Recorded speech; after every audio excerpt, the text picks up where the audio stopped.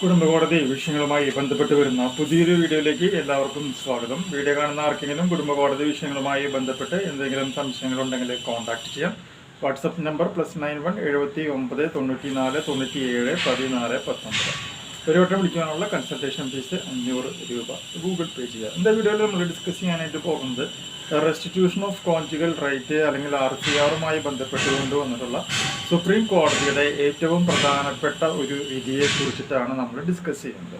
അതിൽ പറയുന്ന പ്രധാനപ്പെട്ട പോയിന്റുകൾ എന്തൊക്കെയാണ് എന്നുള്ളത് നമുക്ക് നോക്കാം. കോടതി നിർദ്ദേശിച്ച ശേഷവും ഭർത്താവിനൊപ്പം താമസിക്കാതിരിക്കാൻ വ്യക്തമായ കാരണമുണ്ടെങ്കിൽ ഭാര്യയ്ക്ക് ജീവനാംശത്തിന് അർഹതയുണ്ടെന്ന് സുപ്രീം കോടതി വിധിക്കുകയാണ് ഉണ്ടായിട്ടുള്ളത്.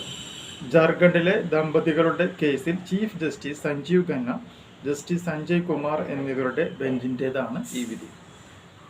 ഇക്കാര്യത്തിൽ നിയമപരമായ കടുംപിടുത്തമില്ലെന്നും തെളിവുകളും സാഹചര്യവും പരിഗണിച്ചാകണം തീരുമാനമെന്നുമാണ് കോടതി പറയുന്നത്. ജീവനാംശത്തിനുള്ള ഭാര്യയുടെ അവകാശത്തിനാണോ മുൻതൂക്കം നൽകേണ്ടത്?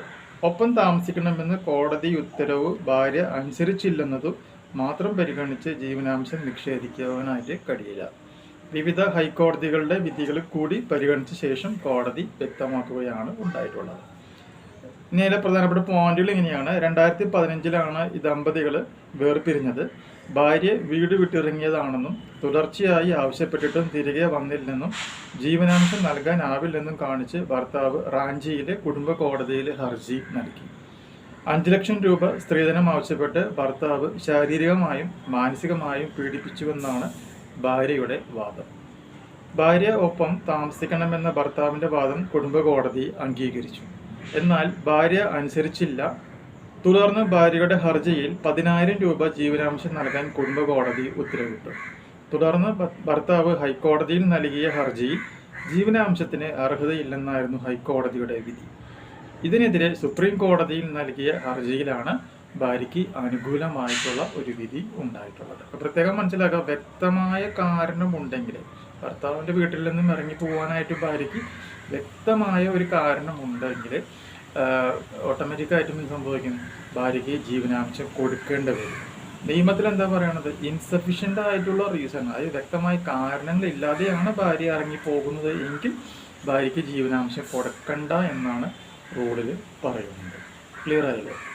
അപ്പോൾ അതുകൊണ്ട് അത്യാവശ്യം തിരക്കേടില്ലാത്തൊരു കോടതി വിധിയാണ്. നിങ്ങൾക്കപ്പോൾ പ്രൂവ് ചെയ്യേണ്ടതായിട്ട് വരും ഭാര്യ വീട്ടിൽ നിന്ന് ഇറങ്ങിപ്പോയത് പ്രത്യേകിച്ച് കാരണങ്ങളൊന്നും കൂടാതെയാണ് എന്നുള്ളത്. ഇങ്ങനെയാണെങ്കിൽ ജീവനാംശം കൊടുക്കാതെ രക്ഷപ്പെടാം. പ്രൂവ് ചെയ്യാൻ പറ്റിയില്ല എന്നുണ്ടെങ്കിലോ ജീവനാംശം കൊടുക്കേണ്ടതായി വരും എന്നുള്ളതും ഇവിടെ പ്രത്യേകം മനസ്സിലാക്കാം.